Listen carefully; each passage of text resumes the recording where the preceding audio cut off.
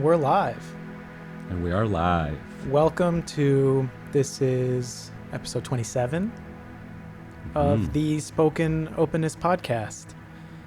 27. Today, we're going to talk about some subjects, topics, thoughts, Waves, ideas, considerations, memes, attempts. So I've got a little quote here. We've been starting with quotes, and we're starting, and here's the quote. The quote is, open quotes, "When you want to help people, you tell them the truth. When you want to help yourself, you tell them what they want to hear." That's Thomas Sowell. And Okay. yeah. Whoa. Yeah. If you want to help yourself, you have to lie so that you get what you want, so that you manipulate reality. I feel like there's a little bit of an implied assumption here. Maybe, if that's the thing we dare to explore first about this idea, because I think there's a possibility to help yourself without lying. Like, is he implying that if you help yourself, you're selfish, and that's different from truth? I think maybe it's considering that sometimes when you convince yourself that you're telling people things they want to hear so that they feel better, you can convince yourself that you're doing it for them, but you're actually doing it for yourself because you don't want conflict, or you don't want to seem like you're telling somebody they're doing something wrong, or that something That's or that totally something the case, could be. So maybe it's just a opening up a consideration that sometimes we tell ourselves the wrong thing about our motivation, or it's easy to be convinced of something wrong about your own motivation sometimes. Yeah. That just made me think about a Kings of Convenience lyric. That Nice. goes like, how come all throughout history the loneliest people are the ones who always spoke the truth? Ones who always spoke the truth. Yeah. Ones who made a difference. Yeah. Great song. Great song. So easy. And So easy I think listening. it's so true, bro. Would you consider that to be easy listening? They're so easy to listen to. Yeah. Very delicate, very nice harmonies, very soft, beautiful Just singing. Wake up, play Boat Behind. Oh, Start your day. yeah, it's good. Okay, so I think that's true. I mean, truth usually makes you lonely, because we're all, I don't know. I mean, do we get into what is true? What is true? What is not true? What is truth? I mean, yeah, we can get into what is truth, but you just made a claim there, and I don't really think that that's true. But truth. What was the claim again? You just said that truth makes you lonely. It usually distances you from people when you need to be the one who pronounces that truth. No, but it also or who pulls changes people the together. perception. It also pulls people together, considering that truth is real and that there is something called truth, and everyone Totally, agrees. yes. And if of everyone, course. I mean, of course. yeah. Yeah. So never mind. It's both. No, I mean, it's both and in some cases. In some cases, yeah. It's always some cases, yeah. I don't know. But I guess, I mean, mostly Because okay. last time we were talking about aliens, and we were talking about how it doesn't matter. I don't know if maybe we talked about it last time, but we have talked about the fact that if someone feels like they were abducted by aliens and it felt real and it felt truthful, felt more real than real itself sometimes, it doesn't matter. That's what they say. Then it doesn't matter if it's real or not. That experience is true, and the impact is true, and that's true. That thing happened to that person. That thing happened. They experienced it as true. right? Is it true for them or is it truth? Well, because that's the thing. I mean, you're if you speaking, say you're not lying intentionally, but if you're talking about what is reality, you're lying mostly. well, I'm not sure if they said like if Greg Well, we was don't like know. if Yeah. Greg was like, oh, I got abducted by aliens yesterday and it felt real, 100% real, and I'm terrified now and I have blah blah blah, then you could say like, yeah, like, he got abducted by aliens yesterday. No, you could say most likely, bro. Most likely, Greg, I'm sorry to break this down, but you most probably just hallucinated that in a weird That's what people will tell DMT-dubbed Greg, dream. by the way. I feel bad for people who have Yeah. alien encounters. Everyone's like, listen, you are making this Yes, up, yeah. all right? Calm down. You're crazy, you know? That was I mean, being in that position must be It would change your life. terrifying. Yeah. Yeah.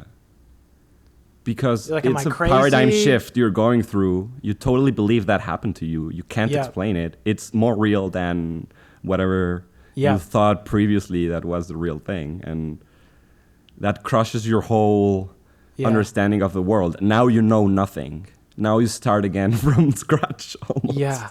And I think this goes back to something we were talking about on that last episode, where when there's an anomaly and it doesn't fit anywhere and you can't explain it, you just ignore it. Because the impact of it's too great. The impact of it is too big. You would have to adjust your entire, everything would have to be adjusted in order for that thing to fit within your current framework. So you just ignore it, you forget about it. Your consciousness and your psyche does what it does best, which is forget most things. And it forgets and it writes it off and it says, probably just made that up, or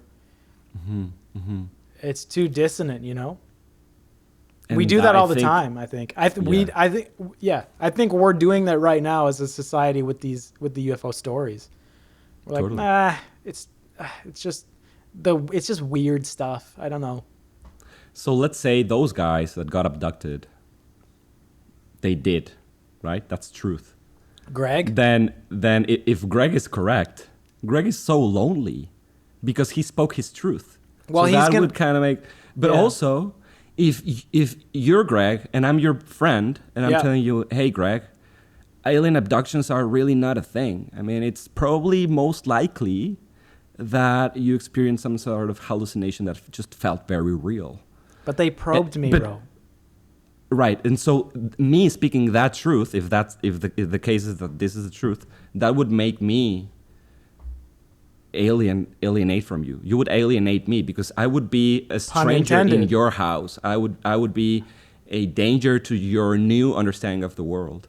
Yeah. And I guess that's what I meant when I said that if most people that speak their truth Yeah. get alienated from, because the status quo is what mostly brings people together. And you're right, and the Yeah. truth. I think that's why people don't want to hear, like, the internet has brought out so many truths about so many things and so many institutions and so many people and so many, like, there are real, Yeah. like, corrupt and dark and horrible things that have been unveiled by, I mean, even Yeah. say Previously, they were just crazy conspiracy theories. something even like WikiLeaks or any like, Yeah. there are so many things that have been revealed that are truths that most people just don't want to integrate because it's too alienating from worldview, from not even look at, from- not even consider. And Like feelings- we're so yeah. far from accepting it, but not even considering some of these things. Not only that, I think it's very natural for people to want to get angry at people who are considering these things or thinking about these things because it says, no, you are not going to obliterate my entire worldview of however I thought about institutions or government or power, or you're not, how, you know, when people start thinking about, you know, well, looking at these or looking at facts that are real, it's like, no, it's like my worldview is here. I identify with it, and that's how I live. That's how I get by, and I don't like people will be attacked for that. I think that's partly where a lot of attack comes from Yeah. towards people who I'm not talking about really conspiracy theories, but like sort of like people Just theories. I mean, people have theories. I not feel just like, theories, and- but looking at true things that have been uncovered that are really hard to look at because they. I guess the question for everyone is like, how do I know this thing I'm looking at is actually the real deal? How do I tell fake from truth?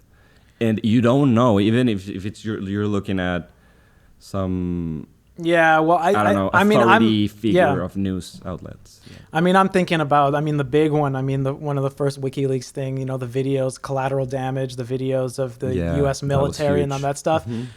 And I still think a lot of people, it came and went, and, people know that that's happening or that happens, but especially with the U.S. But you don't, like people US don't know the context. You don't really know they're shooting at innocent people. Or, yeah, and just in general, the idea that the motivation for war and foreign policy and government intervention overseas, the idea that a large motivating factor for that is profit is really, that's, I think, a big one. I think that's a big one where it's just, don't even try to, people don't want to, that's hard to believe. Yeah. Because you don't have much power over that. It changes a lot of things as well. So if you choose to believe that, then there's consequences in choosing to believe that. And I guess most people don't want to be in the wrong side of the story, in the wrong side of understanding. Yeah. Like even if it's religion, you want to be in the right one. If it's clubs, ideologies, you want to, I don't know. People choose to follow what they choose to follow because they believe that's the right thing, that's the right way to view the world, and they engage in that. And so if someone comes along and says, no, this is not the right way to view the world, that's an alien. That's in most cases, at least in the beginning of the process, that's menacing or like because it's telling you, hey, you're dumb, you're not as intelligent as you think you are. And that's a place with ego. Like my whole it doesn't way of understanding the world is wrong. Yeah, the person coming in isn't saying that, but it could be interpreted as that.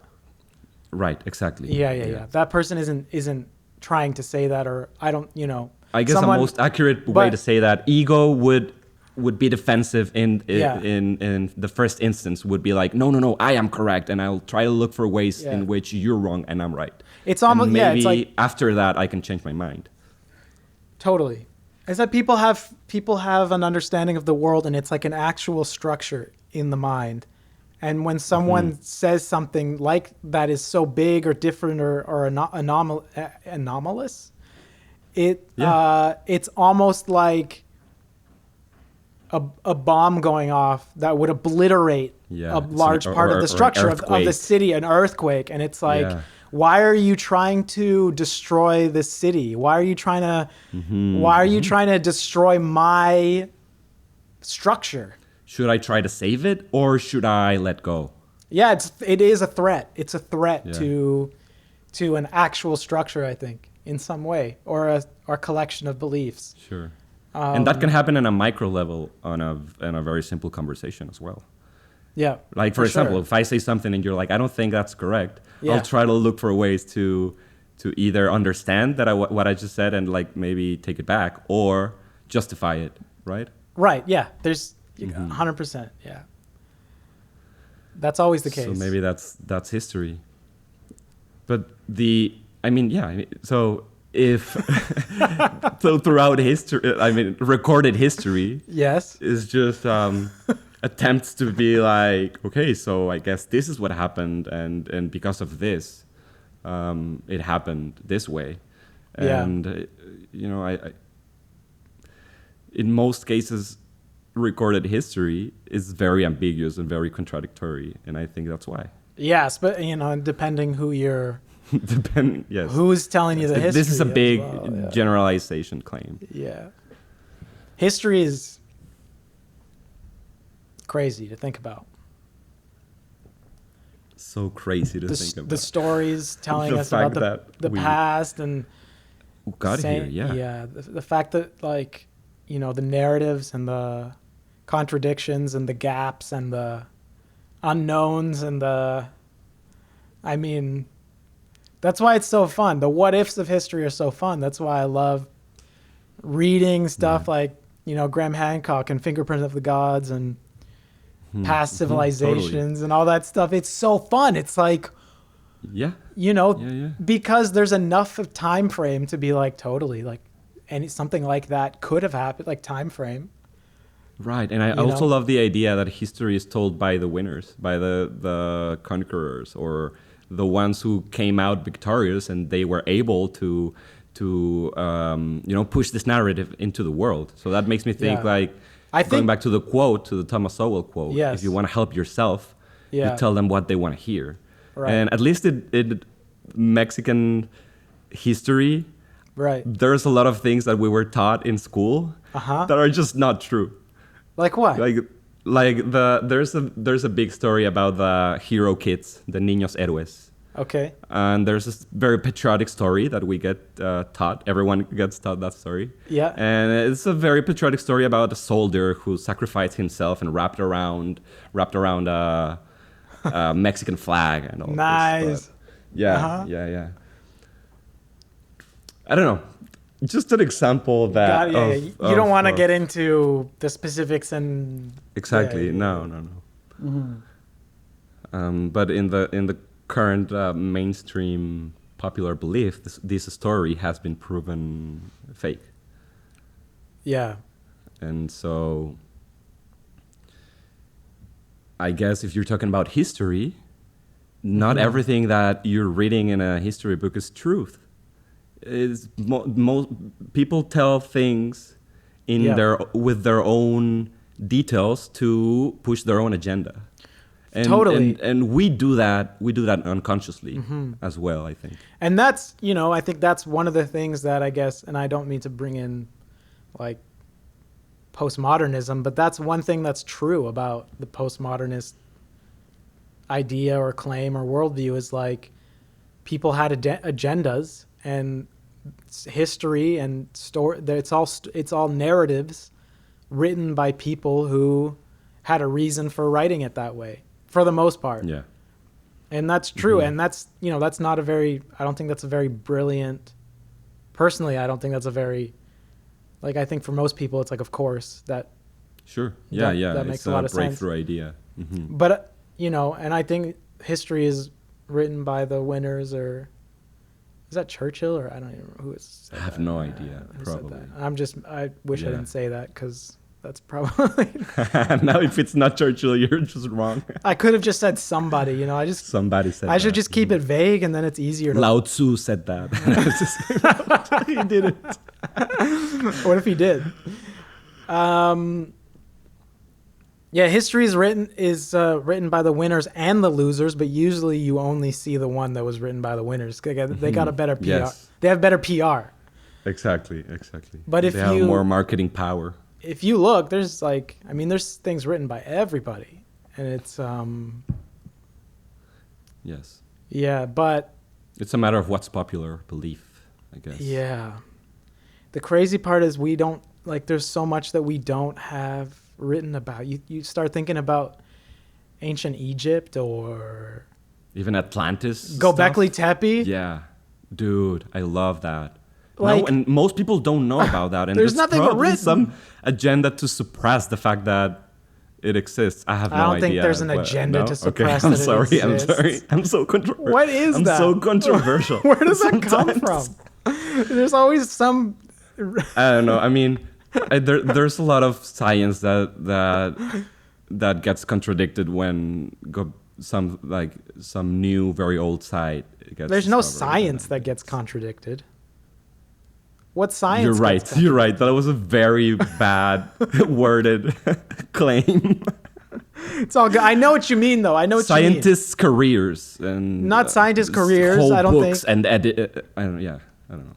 It's a little bit hard to deal with in the linear progress narrative that is very popular within history and archaeology and our timelines of when people developed, because it was what we think they were doing in that time frame. Gobekli Tepe is a megalithic site, or a collection of megalithic sites that is in Turkey. Turkey, yeah. Is it Turkey? Do you know? I think it's Turkey, and it's about 12,000 years old. Yeah, 12 to 15,000 years old, but it has so it's all these rocks and it's in it's like kind of Stonehenge. There's like some circles and there's different shapes made out of these giant stones, and there's some carvings on them, and there's all kinds of different weird animals on them, and it was the weird thing is that it seems to have been intentionally buried, because if you look at the soil when they do the carbon dating, the topographic mapping, not the topographic mapping. I don't know. I don't even know what that is. If you do the carbon dating, the top of the soil that was tested is the same age as the bottom of the soil that was tested. So it makes sense that the whole place was buried, because it was at the same time it got buried at one time, because the soil's all the same age. I thought they did some kind of mapping with like laser or pulsar mapping. Maybe they did. I'm just saying that's not at all what I was talking about. Okay, if they did that, I think what also they discovered is what we know is there. It's only like the tip of the iceberg. Like there's so much. There's so much buried. Yeah. Mm-hmm. That's why I say it's a collection of. Yeah, there's so much. So how did they arrive that? Because of the carbon footprint of the soil? They did carbon dating on, because you can't carbon date rock. You can carbon date. It's living material that you have to carbon date. So they carbon dated the soil because they had to dig it up, and the top strata or the top layer is the same age as the bottom layer. Okay, so it's not new soil. They did that intentionally. So that's why they think maybe it was intentional. Yeah, which is the weirdest thing. It's 12, 15,000 years old or something like that, and it shouldn't exist. You're right. Like in the timeline, it pushes it back really far. Yeah. It's like nobody should. And it introduces certain technology that megalithic sites or and some alignment with stars and. Well, that's right. Yeah. Allegedly, I have no idea if that's true though. Like I haven't. No, like there are alignments, but it's like people saying, I think this looks intentional, and then and it would have lined up at these dates or whatever. And then, but most, like, I'm at a university and I'm worried about my career and saying anything crazy. So they would be like, there's no alignments that we really believe, like, it would just, maybe it's just chance, or we don't know, because it would push back. It would push back our idea of when we've developed ideas of astronomy too far back, and we don't want to make those claims yet because it would be dangerous. Mm-hmm. Mm-hmm. So it's all that kind of stuff, man. Yeah, it is very...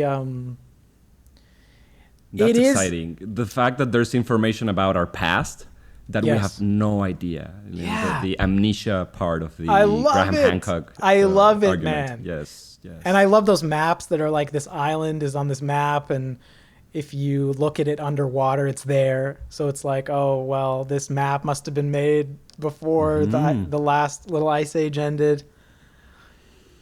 It's all crazy stuff. And the mystery of why would they cover it in dirt? Is it preservation? Did they know in advance something was going to happen? Yeah. Where did they go? Yep. Because also they haven't found a lot of like bones and like human bone stuff or like. Yeah, I don't know.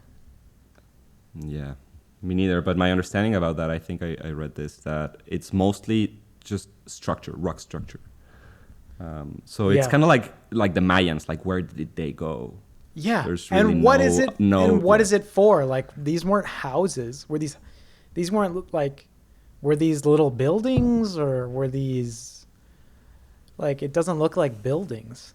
It seems to look a lot more like these were aligning to astronomical significant things, and like that makes more sense. That's what they seem to do. That's what all these structures seem to do. But it's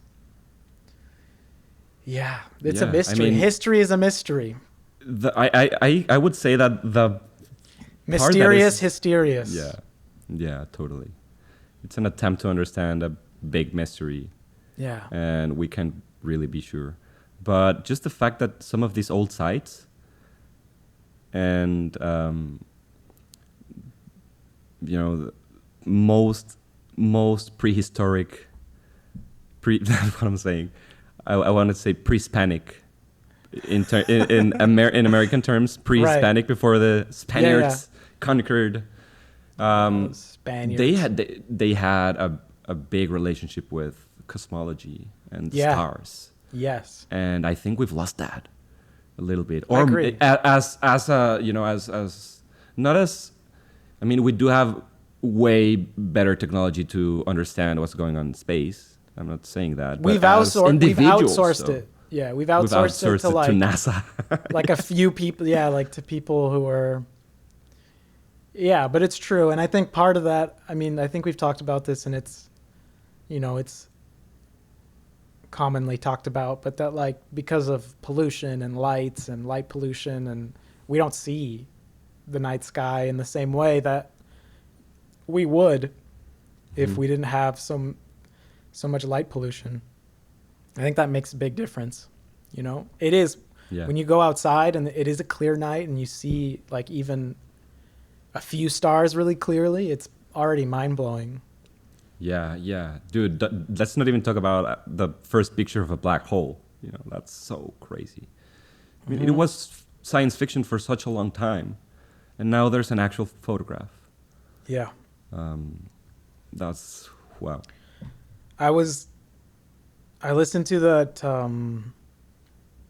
you've heard that Rupert Sheldrake TED Talk, or heard about Rupert Sheldrake's stuff on, when he wrote that book called The Science Delusion or Science Set Free, and he's talking about the 10 main... I haven't read that, but I know what you're talking about. The 10 main dogmas of science, and he goes through them.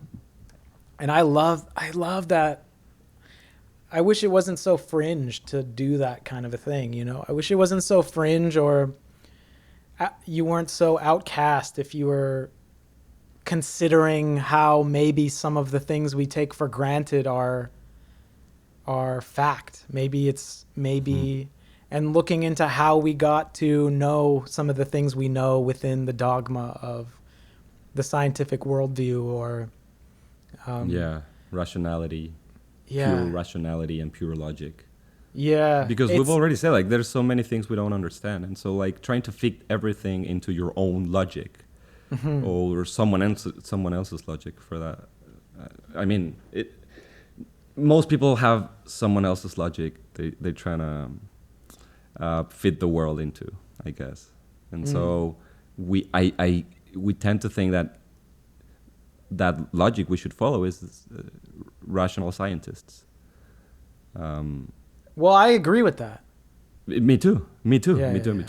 So most people are trying to fit the world into that system, which I'm not saying is wrong. But I guess there's a big argument towards like rationality and logic have their limits. Yeah. Yes, but I think one of the saddest things is the connection of the scientific process with the scientific community's worldview, which seems to have become this dogmatic collection of ideas, which I think his Rupert Sheldrake's point was, which I think is so true. It's like you should be able to apply the inquiry of falsification and hypothesis-based exploration in a scientific process, but have ideas and theories that question and are outside of the dogmatic worldview, where because it's not fun. It's because it's kind of stagnant right now. And I think you and I like to just consider and think about things that, might be outside a purely reductionist materialist worldview. And it's because it's fun, I think. And it's valuable in some way, I think, because we the don't attempt is valuable. we don't Yeah, have we've all the touched on answers, that. and I think I think we're due for a alchemically backed, like a resurgence of esotericism in the background. Okay. That fuels kind of like a new scientific renaissance of inquiry. Yeah. That's what I would love to see. I would love to see and maybe I'll be lambasted for this. I would like to see a lot of people reconnect what had been severed of this sort of more spiritual, metaphysical side of people to the scientific endeavor, the scientific worldview, to fact, in the same way that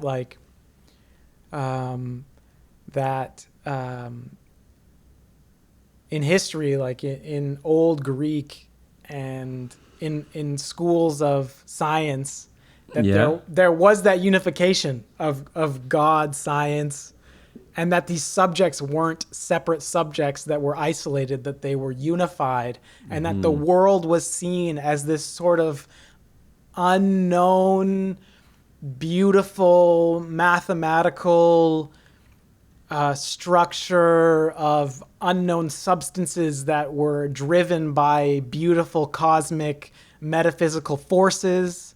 And that we'll try to understand them, but they have the beauty and power of like religious kind of connotations behind those inquiries and behind those thinking, the thinking. And there was like this abstract element of it that felt powerful and very inspirational, because you were trying to understand you were trying to understand, you could say God, or you could say, but you were in that space and you were reverent of it, and it was massive and beautiful and grand and harmonious. Yes, and, we need this. And Let's start this, the alchemical renaissance. Let's do it. Yeah, because I think that continued on. That's what the resurgence was before the like some, Rosicrucian enlightenment, Francis Yates would say, but this enlightenment that had that in the background. And I think it does. Yeah. And I feel like recently we've been doing a very poor job with the New Age spirituality movement. That's it's been growing for a while. But I think it has its flaws. And so something like the alchemical esoteric renaissance you're talking about sounds like a good alternative for people that are looking into this worlds. Yes. Yeah. It's got the New Age it's got a lot of flaws, I would say. Man. I wish I could turn every New Age spiritual guy into big wave surfing. Save his life. I mean, just start surfing waves. Well, unless their well-being is incredibly benefited by their belief system, then I guess all the power to them, That's right. I don't mean I want to convert anyone into anything. We don't need to create more disciples. We need to create more free-thinking, inquiry-seeking, curiosity-inducing people. Yeah. Yes. How do we do that? By continuing to open this hour-long conversations into and putting them out there into the virtual space where someone can encounter them and use them as tools, as encourage ways. people to do the same too. Yeah. You know, I'm sure people Practice. I'm sure there's, you know, so many people would listen to this and be like, "Oh my gosh, the intellectual level of this conversation is pedestrian. So and low. They have no idea what they're talking about, and We don't. Then it's like, nice, join in. You know, what? Totally. Yeah, let us know. Call us. What you think? Call us at 5800. 5800. Spoken openness. What is it? For next episode, we'd have a legit number. You can leave a message. We should have a email. Yeah, or if someone's listening to this and you've got a question, an insight, you can write a comment. You're probably listening to this on YouTube, and so just scroll down a little bit, click there where it says write a comment, and we haven't done we haven't made any efforts to share or spread these yet. So we haven't made any at all. Yeah, not even like welcome. Yeah. Which actually, is on this episode, part I'll of be the the phenomenon. first. I'll be the first one to write a comment. I'll write a personal comment on this episode. Nice. And be the first one to break the ice. Let's nice. Start there. I haven't been able to follow the thread of our conversation as well. Maybe it's the flu medicine, or maybe it's just the flu. But I can't remember where we were. Do you want to talk about 10 questions a little bit? Yeah. Let's do it. So we have an idea. I'm bringing context. We have this idea to come up with 10 very important questions for us. Yeah. That we feel like we could ask guests the same question over and over again. Not the same guest. Oh my God.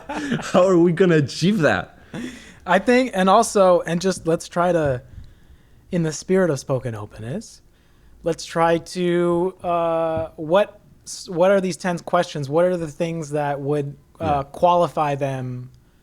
What are some things that would qualify them? I would say maybe the first thing I could think of is that they would be 10 things that we've continuously tried to answer or maybe thought about. Things worthy of a long process. Right, and things that can't that be don't easily lead to a yes or no answer. Right. Yeah. Right. And some of them are even a little bit of an impossibility in itself. Yeah. And that makes the questions worth asking. Yeah. Or worthless to some people. Of course. And you know, that's where the guest kind of what am I trying to say? Regardless of guest. They will they will reflect their worldview through the attempt of answering the question. Yeah. My worry is that, I mean,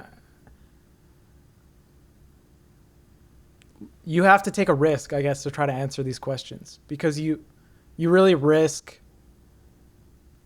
seeming a certain way, or you risk being uninformed. Criticism. Or you risk a lot of criticism because they're, I don't know, like, for instance, I don't know, like what is God, I think is a good question. Yeah. And within that, is there a God? Use your definition of that word, use your interpretation, use your opinions, and, you know, and I think that's the self-diagnosis part, I guess, where you choose your definition right automatically before, I think that we have to say it that way instead of is there a God, because that's yes or no, and got it. We're limited to people's understanding, I think, of what they consider that to be, and then they'll just say yes or no. So the phrasing of the question is also very important. I think what is God? Yeah. And you know, what do you think God is? What happens when you add that It's kind of like Well, I maybe think what safer. you think is Create a safe environment of the question. I think it's implied, though. Don't you think it's implied? He's not going to tell us what somebody else thinks, or he or she, or somebody. Maybe people do. I don't know.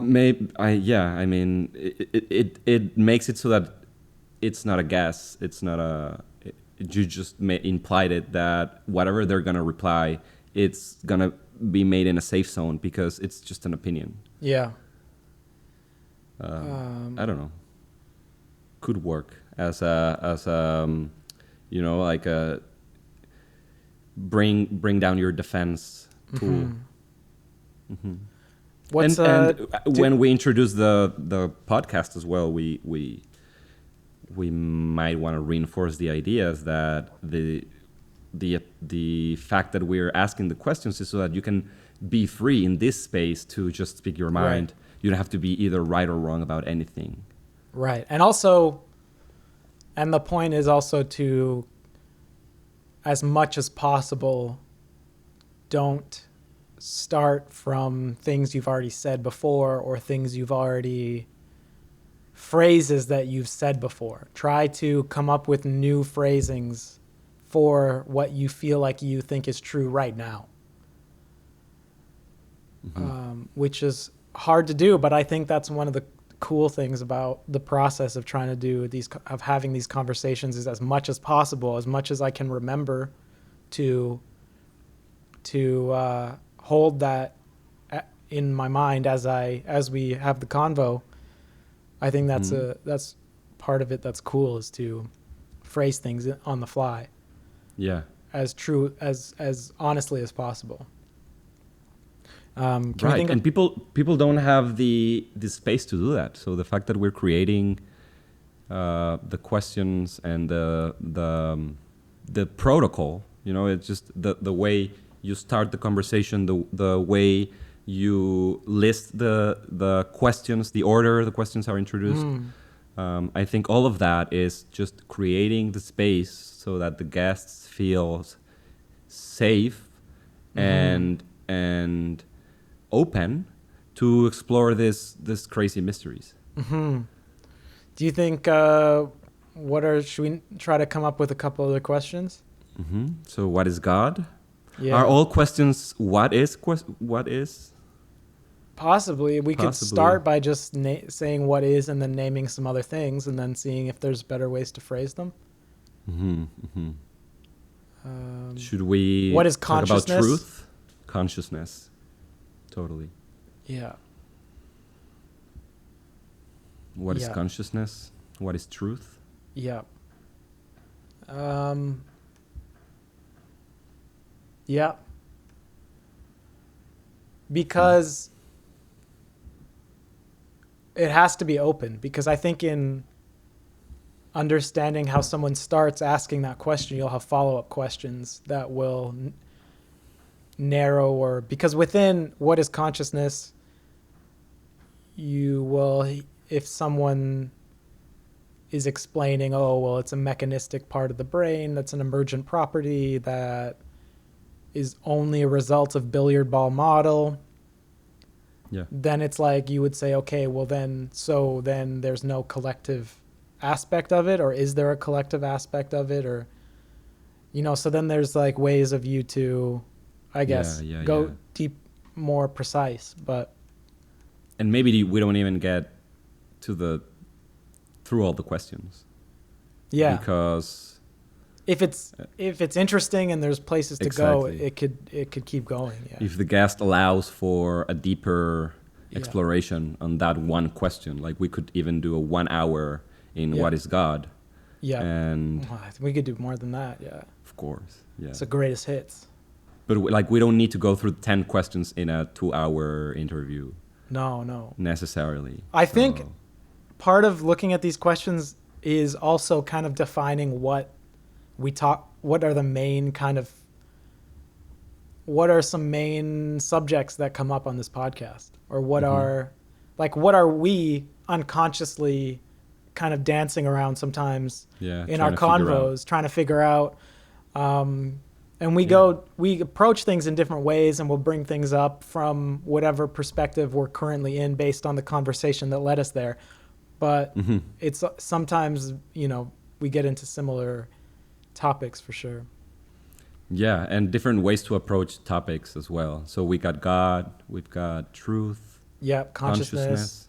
Creativity is also a very common theme, right? Yeah.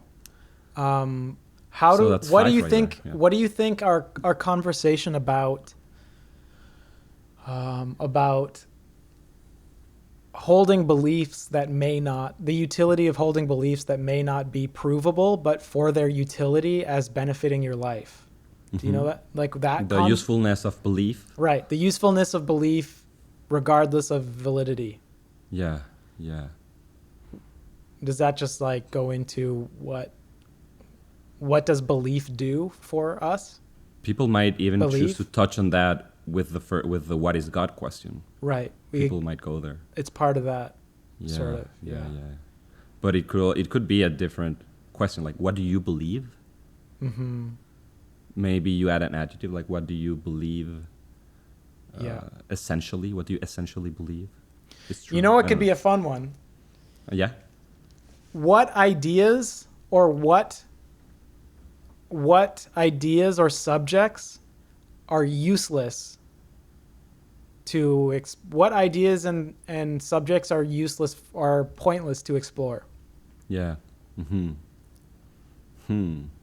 Because okay. Yeah, that made me think of another one. I just bring that up because I think then we'll be like, well, what if you had this or this, and then and almost immediately I think, yeah, because I don't know if I believe that there's anything that's pointless to explore. I guess maybe there's things that might be pointless to explore for a long time, or obsess maybe. over, or obsess over. Right. Yeah, no, yeah.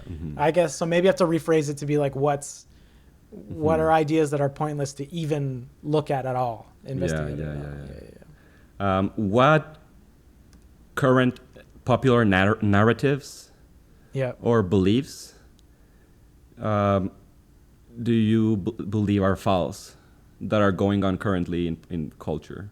Like what?